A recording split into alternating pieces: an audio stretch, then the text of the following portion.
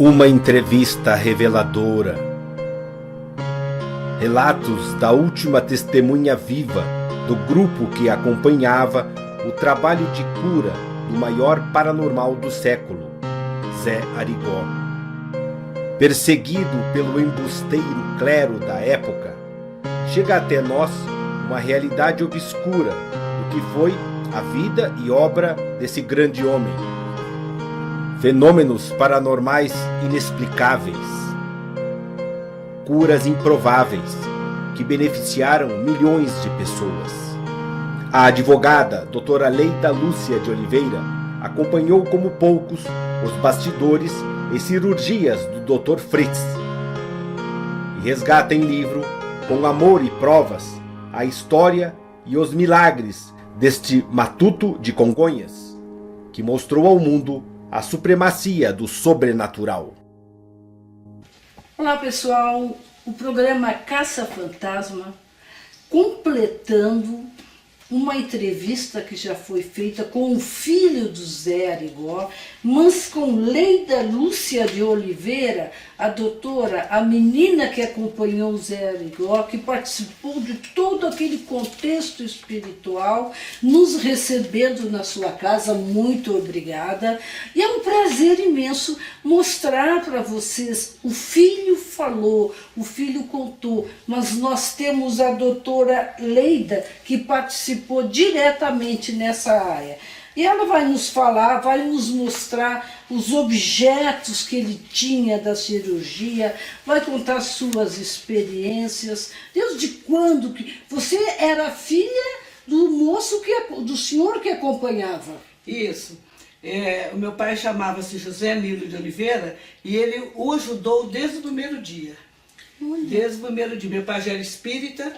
Ele mudou-se para Congonhas, naquela época lá não tinha nenhum centro espírita, não tinha nenhum espírita na cidade. Mais tarde, um pouco depois, chegou Sorlandino na cidade, que era espírita também. E meu pai ajudou o Arigó desde o primeiro dia. Mas antes de começar praticamente o trabalho do Arigó, o meu pai, junto com o Arigó, fazia na minha casa reuniões com espíritos materializados. Eles iam fazer essas reuniões e os espíritos davam assim, indicavam o trabalho, como é que deveria ser, né? Então era nesse sentido que tinha aquelas reuniões.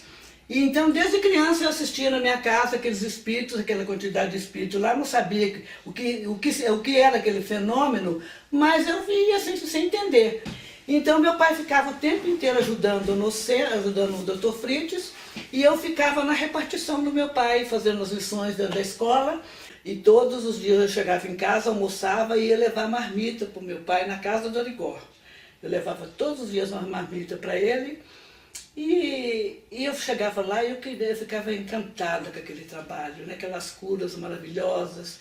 Eu queria continuar lá o dia todo, eu queria ficar ajudando, mas o Dr. Fritz me disse: minha pitucha, era assim que ele me chamava, minha pitucha, o dia que você fizer 10 anos de idade eu deixo você começar, você está muito nova ainda. O dia que você fizer 10 anos, deixa começar. Quando eu fui no dia do meu aniversário, né, que é dia 31 de outubro, eu sou de 47, e aí foi dia 31 de outubro de 57, eu cheguei lá no dia do meu aniversário e falei para ele: e aí, agora eu posso começar? Estou fazendo 10 anos. Ele me disse: pode sim, comece por essas cartas.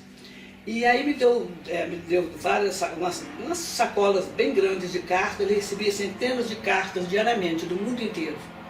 E eu comecei a fazer inicialmente esse trabalho. Eu levava essas cartas para casa e ficava mexendo naquilo até a hora de dormir. Eu abria todas essas cartas, fazia uma relação enorme com o nome e endereço das pessoas. Essas cartas já vinham com envelope selados para resposta, e quando o Dr. Fritz encerrava o atendimento, eu ia lendo os nomes para ele, e ele ia prescrevendo as receitas. Essas receitas eram datilografadas, porque nenhum farmacêutico, ninguém nunca entendeu a letra dele. E era só eu e outro rapaz, que tinha o apelido de Preto. O nome dele era Altomir, Então essas cartas, no outro dia eu colocava no correio. Então no outro dia eu começava de novo a abrir aquela sacola de cartas, isso eu fazia diariamente. Passou um tempo, eu comecei a ir diretamente, aí ele já estava no centro, né, no Centro Espírita Jesus Nazareno, e eu comecei a ajudar no centro. Aí eu tinha várias funções, eu fazia a organização da fila, eu fazia o registro das pessoas nos cadernos, né? Porque todas as pessoas... É esse caderno? Esse caderno. Todas as Esse pessoas caderno que aqui. foram lá tiveram seus nomes registrados. Está tudo aí, tá vendo? Eu guardei um dos cadernos de lembrança, porque existiam milhares de cadernos desse. E eu guardei um de lembrança, que tem um que tem a minha letra, a letra do meu pai e a da minha irmã também, que ajudava. Então tem a letra de nós três aí no caderno.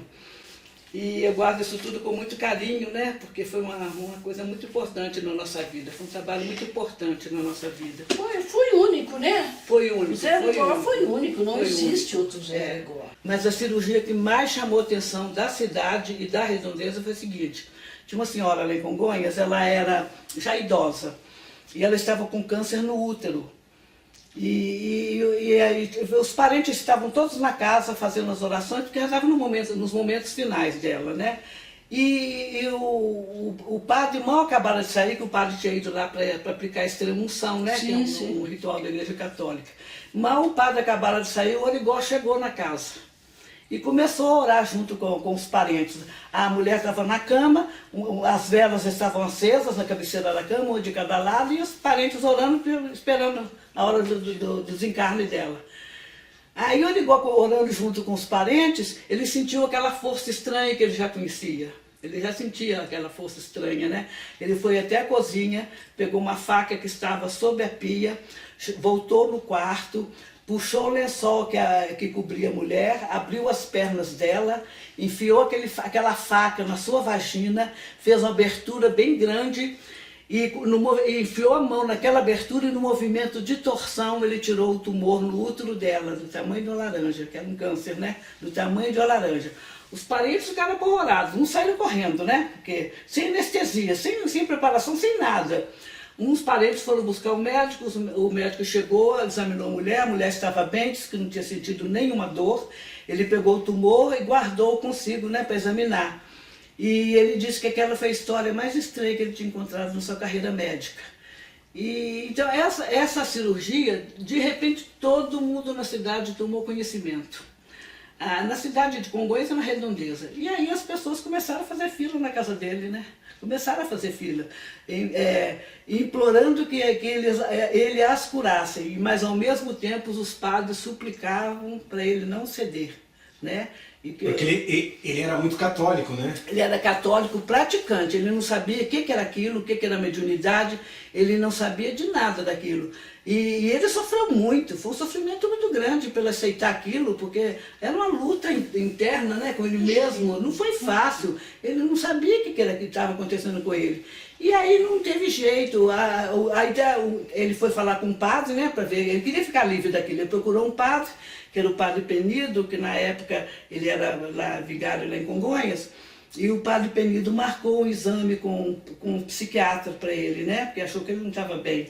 E diante dos exames, o psiquiatra concluiu que ele estava perfeitamente saudável, tanto mentalmente como fisicamente. Aí, diante desse exame, o padre resolveu marcar um exorcismo. Aí fez o exorcismo para afastar o demônio, que ele achava que estava com o Origó. Não adiantou. Aí depois o Origó procurou outro padre, que ele queria ficar livre. Aí ele procurou outro padre, esse padre sugeriu que a família o internasse no hospital psiquiátrico em Barbacena. Nossa, em Barbacena, aquele terrível. Tinha um hospital psiquiátrico, queria que internasse ele lá. E foi na casa dele, benzer a casa para afastar o demônio que eles acreditavam que era na casa dele. Não adiantou, porque a mediunidade de Deus já era um fato consumado. Aí o doutor Fritz começava a falar diretamente no ouvido dele. Falava no ouvido, então não teve jeito. Teve que seguir a missão dele, né? É ceder a sua própria natureza, né? A própria natureza, porque ele tinha que fazer aquilo, né? E aí começaram-se as curas, aí foi a fama dele foi atravessando as divisas de Minas, as fronteiras dos mais longínquos países, né? Agora, o interessante é que o Dr. Fritz nos disse o seguinte, que esse trabalho de cura teve uma preparação muito grande antes. Eles testavam o Arigó antes de começar o trabalho. Eles testavam a mediunidade dele, faziam testes psicológicos com ele. E o Dr. Fritz nos disse que tinha somente 2 médiuns no planeta que poderia fazer esse trabalho de cura. Seria um na Inglaterra e Arigó em Congonhas. E foi a pedido do Aleijadinho que esse trabalho de cura aconteceu em Congonhas. Antônio Francisco Lisboa, o Aleijadinho, fez os 12 profetas em Pedra Sabão e Arigó foi o 13º profeta vivo do Aleijadinho. O Dr. Fritz sempre dizia isso, eu estou aqui com o do Aleijadinho. Ele fazia parte da equipe do Dr. Fritz. Porque ele concluiu, como espírito elevado que ele se tornou, ele concluiu que as obras dele estavam chamando atenção só para o lado material das pessoas. E ele queria um Cristo não representado naquelas estátuas, naquelas imagens frias, né? Ele queria um Cristo vivo, fazendo cura dentro do centro espírita. Então, a pedido do Aleijadinho, foi feita uma reunião no plano espiritual, formou-se uma equipe de 16 médicos, e formaram uma equipe de médicos espirituais para fazer esse trabalho de cura. Quem era o chefe dessa equipe era Frei Fabiano de Cristo, que era um frade da Igreja Católica, um espírito muito iluminado, e ele era o chefe dessa equipe, e havia 16 médicos. Aí tinha o Dr. Takahashi, que era ginecologista japonês, tinha o Dr. Gilbert, o Dr. Charles Pierre, que era o oftalmo da equipe. Tinha então toda vez que ele fosse fazer, se fosse operar, a irradiação era do médico de olhos. Isso, todas as cirurgias de vista, quem incorporava no Arigó era somente o Dr. Fritz. Mas, por exemplo, quando eu ia fazer cirurgia de vista, era através do espírito do Charles Pierre. Quando era o ginecologista era o Dr. Takahashi. Faz sentido. Então, ele tinha seus mentores direcionados. E a especialidade do Dr. Fritz era tumores e câncer. Vamos voltar. Vocês viram a equipe? Essa equipe, os espíritos se uniram e o que aconteceu? Quando era os olhos, vinha o médico dos olhos. Quando era câncer, vinha o Dr. Fritz. Então, cada especialidade, o Zé Arigó tinha o suporte de um espírito. Tinha o suporte de um espírito que em vida era especialista naquela doença. E aqui estão os instrumentos do Zé Arigó, gente. Ela guarda de lembrança. Se aquilo que ele meteu no olho, que a gente vê a foto, que chega a dar um frio na gente. Né? Não é? Chega a dar um frio. As peças. Depois o João vai mostrar melhor, João. Claro. Vai mostrar melhor. Então, para vocês perceberem que não foi um paranormal que eu considero, e vou dizer, Chico Xavier e Zé Arigó, só imitação e muito barata, porque eles foram únicos e serão únicos. Eles foram, eu vou dizer dentro do que eu acredito, os maiores paranormais no Brasil são essas 2 pessoas. Né? E no mundo, Arigó foi no mundo, porque ele também foi considerado pelos cientistas. Mas a gente já vai mostrar aqui, porque o brasileiro não valoriza nada. O brasileiro só quer, querem pegar os méritos deles. Isso. Nós temos que aprender, essas 2 espécies humanas raras, porque são espécies humanas raras, eles precisam ser conservados para que as gerações passadas, recentes e as futuras não fiquem voando na batatinha, que qualquer custo vai te dar condições de ser um paranormal ou de fazer uma cura. Vai te dar conhecimento para você aceitar as suas capacidades. Não sofrer tanto como Zé Arigó, não sofrer tanto como o Chico, a perseguição, a bondade que eles tiveram, o desrespeito foi muito grande. E isso aqui é o livro que nós mostramos para vocês, mas essa já é uma edição mais nova, né, doutora? Essa é a terceira edição. Essa é a terceira edição. Tanto é que tem o nome do Zé Arigó maior. mais claro, né? Então essa é a terceira edição do livro que nós mostramos com o filho de José Arigó. E foi editado pela Associação Médico Espírita de Minas Gerais. E eu doei todos os direitos autorais para a Associação Médica, que tem trabalhos beneficentes, né? Não ganhei um centavo, não ganhei um centavo com o livro, né? Agora, quanto àquilo que a gente estava comentando antes, sobre a equipe dos médicos espirituais, acontecia da seguinte forma: os doentes eram colocados na fila, encostados assim na parede. E aí o tempo de consulta era no máximo 1 minuto por pessoa, às vezes até menos, porque não tinha tempo de ficar ouvindo aquelas conversas longas das pessoas. E aí, o que acontecia? Esses médicos espirituais examinavam os pacientes na fila e passavam para o Dr. Fritz o resultado do que a pessoa tinha. Quando a pessoa chegava na frente dele, ele só perguntava: qual o seu nome?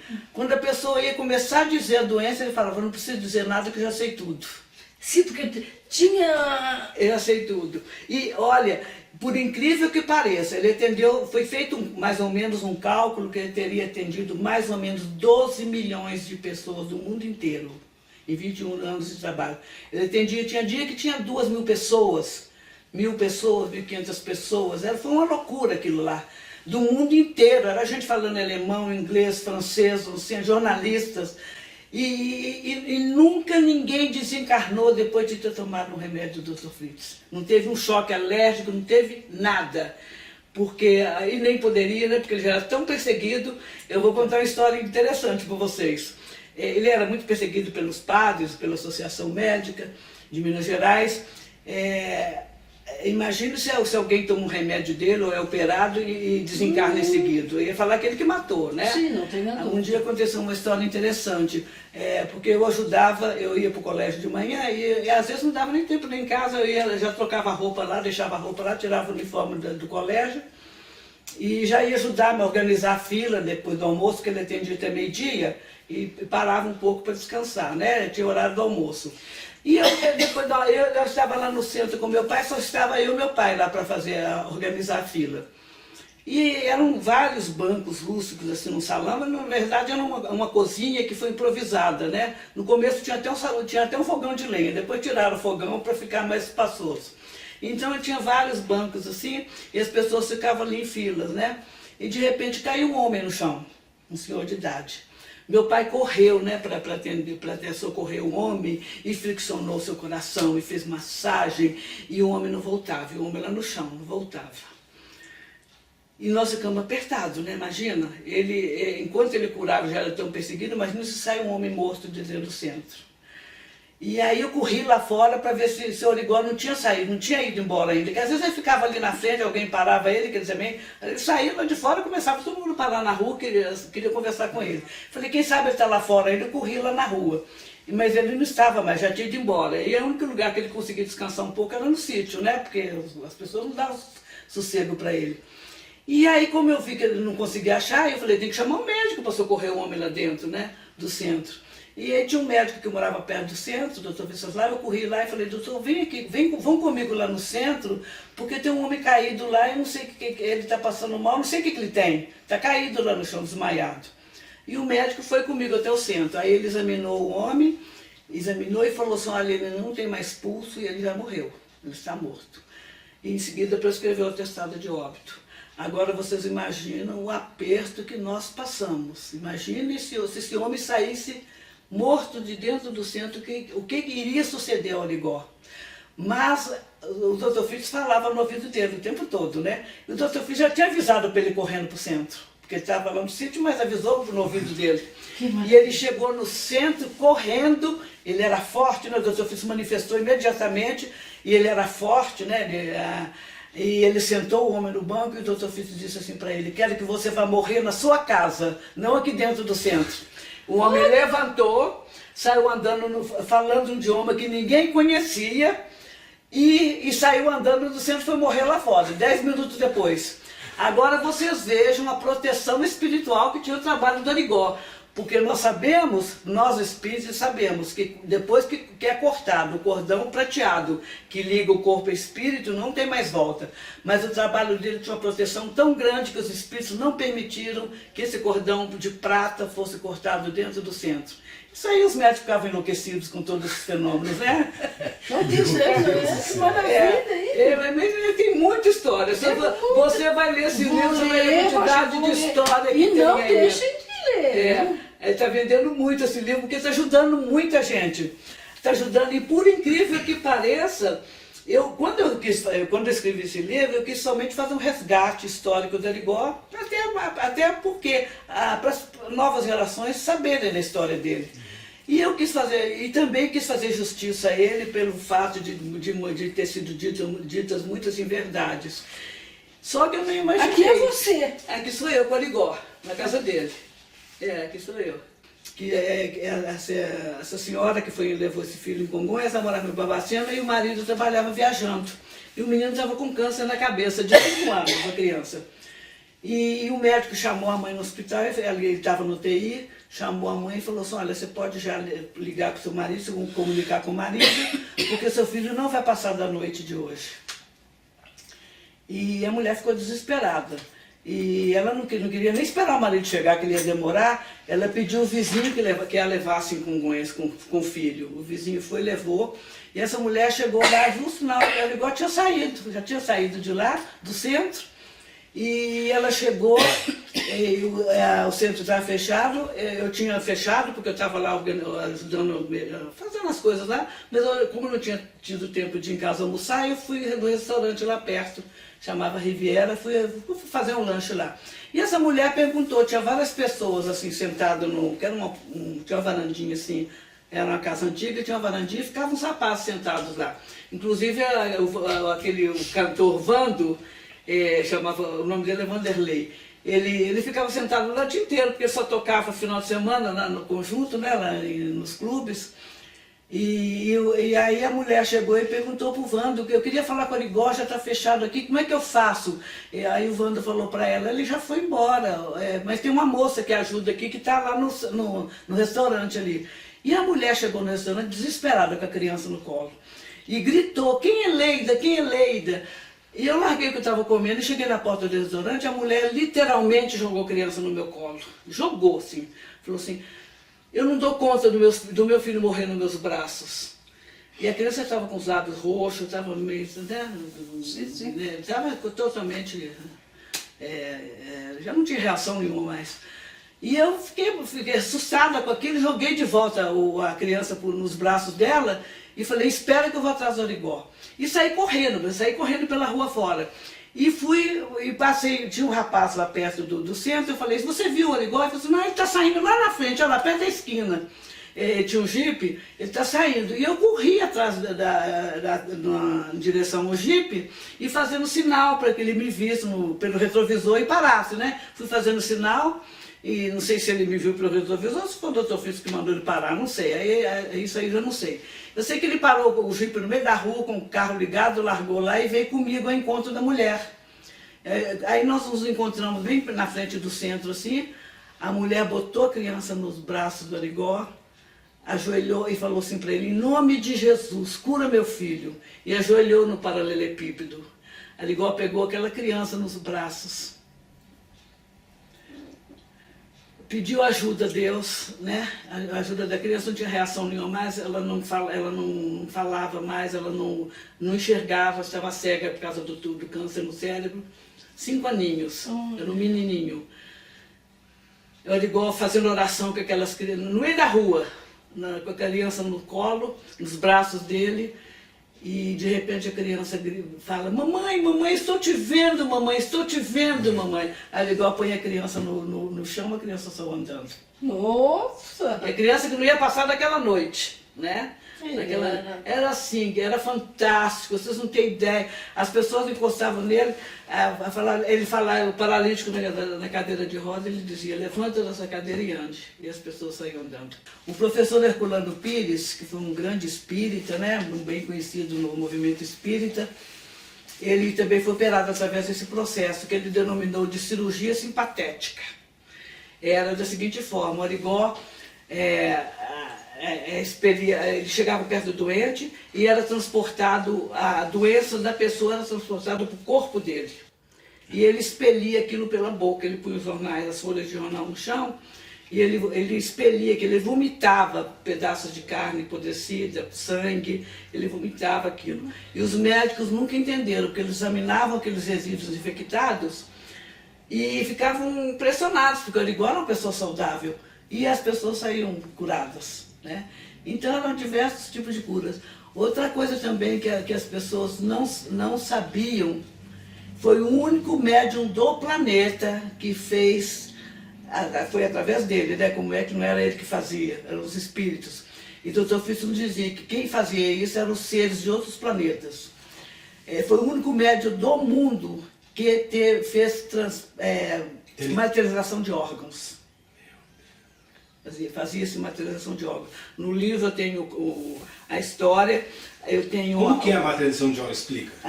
Eu tenho a testemunha que foi na Associação Médica Espírita de Minas Gerais, deu o depoimento dela, tem aquele QR Code, eu só assisti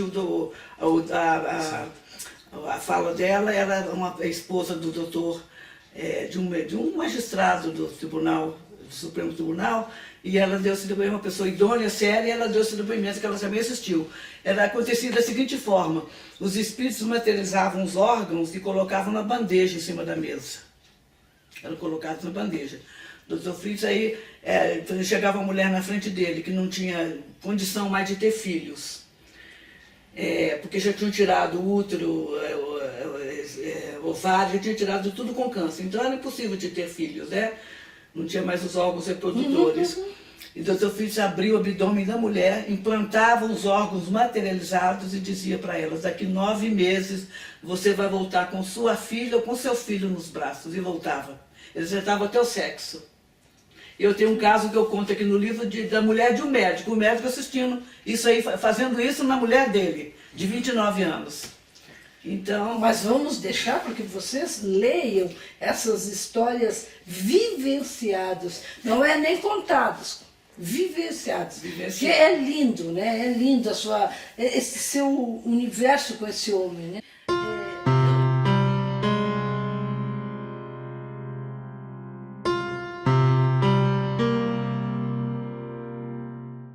Tudo que se fala em oculto, tudo já foi mostrado. E às vezes as pessoas não querem esse oculto claro, dando responsabilidade a cada um. Consigo, com a sua força, pegando exemplos. As pessoas querem um oculto que resolva os seus problemas. Nem sempre é assim, né? Não sempre, isso é um crescimento do ser humano. Então, agradeço, e para mim foi uma lição, vocês leem longe, vou botar minha violinha no saco, e sair bem quietinha. Muito obrigada. Eu que agradeço a presença de vocês aqui, né? O carinho de vocês. Muito obrigada. Fizemos mesmo de coração. João, você também. Rosa, não, eu só quero que ela dê autógrafo para nós. Eu vou dar. Ó, gente, aqui, ó. Muito bonito. Olha só. Rosa e João, para que vocês conheçam uma história de amor emoldurada na caridade e na simplicidade. Meu carinhoso abraço, Leida, Campinas, 26 de agosto de 2017.